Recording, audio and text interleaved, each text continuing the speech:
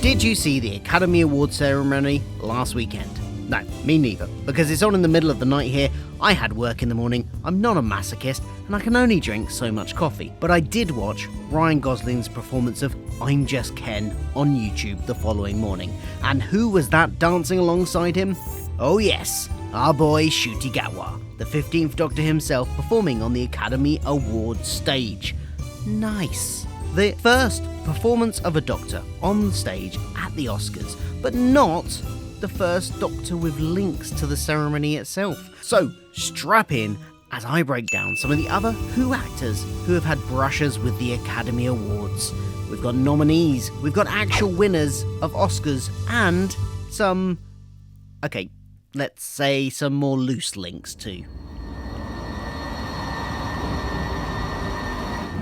Hi, I'm Phil, welcome to my channel where I talk about all the geeky pop culture I like, including a lot of Doctor Who.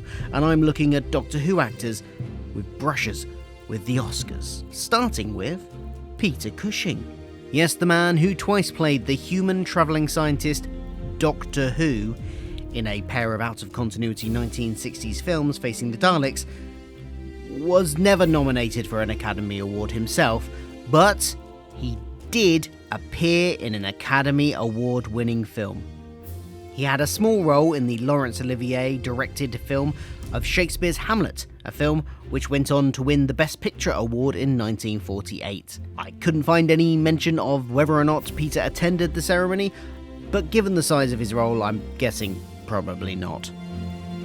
John Hurt, the War Doctor, was nominated for Best Actor in 1980 for playing Joseph Merrick in the David Lynch film The Elephant Man. He didn't win though, instead losing out to Robert De Niro and his role in Raging Bull. Peter Capaldi. Here's our first Oscar winner. Peter Capaldi won in 1995 for the short film Franz Kafka's It's a Wonderful Life. But it wasn't for acting. Instead, it was for directing in the Best Live Action Short category.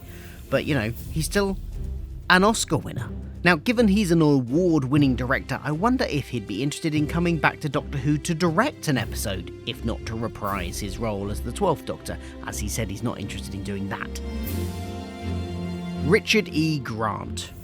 Now, Grant counts as playing a version of the Doctor. In fact, he's played two of them. Once in 1999's comic relief special A Curse of Fatal Death, penned by Stephen Moffat, and again as the, at the time, official 9th Doctor in the BBC online webcast Scream with the Shauker. Unfortunately, he was decanonised pretty much immediately by the announcement of the return of the show and the casting of Christopher Eccleston as the actual, now official 9th Doctor. He did go on to appear in the show as a different character though, and he's been more than successful elsewhere, such as being nominated for Best Supporting Actor at the 2019 Oscars for his role in the film Can You Ever Forgive Me? Sadly, he lost to Green Book actor Mahershala Ali. Jim Broadbent. Sticking with actors who played the Doctor in Curse of the Fatal Death, Jim Broadbent won Best Supporting Actor in 2002 for his role in the film Iris. So that's our second Oscar winner who has played the Doctor. Stepping away from actors who have played the Doctor now to one who has played a companion, Karen Gillan. Now, she hasn't won an Academy Award, been nominated for one, performed at the ceremony, or even been in the audience as far as I can tell, but she did go to a Varsity Fair Oscars after party in 2023, also attended by 11th Doctor Matt Smith. But I wanted to mention her here for this particular nugget of information. James Gunn, director of the Guardians of the Galaxy movies in which Gillan starred, has said that she should be nominated in an acting category for her work as Nebula. Yes, he's biased of course, but his reasoning was interesting. He said that voters for the awards should be shown both clips from the movie the actor is in and them in real life, and that points should be awarded for every bit of difference. And under that criteria, Karen should be a shoo-in for her role as Nebula. And yeah, Nebula couldn't be further away from what we've seen Karen being like in real life, so maybe he's got a point there. Now, as a bonus, here's some Doctor Who guest stars with some Academy Award links. Ian McKellen, who voiced the Great Intelligence in the Christmas special The Snowmen, has been nominated twice, in 1999 for Best Actor for Gods and Monsters, and in 2002 for Best Supporting Actor for his role as Gandalf in Lord of the Rings: The Fellowship of the Rings, being beaten that time by the already mentioned Jim Broadbent.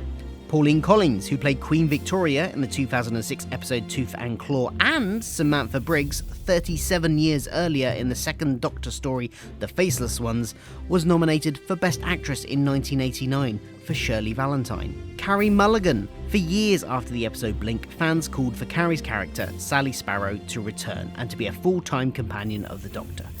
But the actress was off being quite successful in Hollywood, including being nominated, but not winning, for Best Actress in 2009 for the film An Education. Sophie Okonedo. She played Alison in Scream with the Shulker and Liz Ten in The Beast Below, and was nominated for Best Supporting Actress in 2004 between her two Doctor Who roles for her role in the amazing film Hotel Rwanda. Seriously, if you haven't seen this film, go see it, it's brilliant.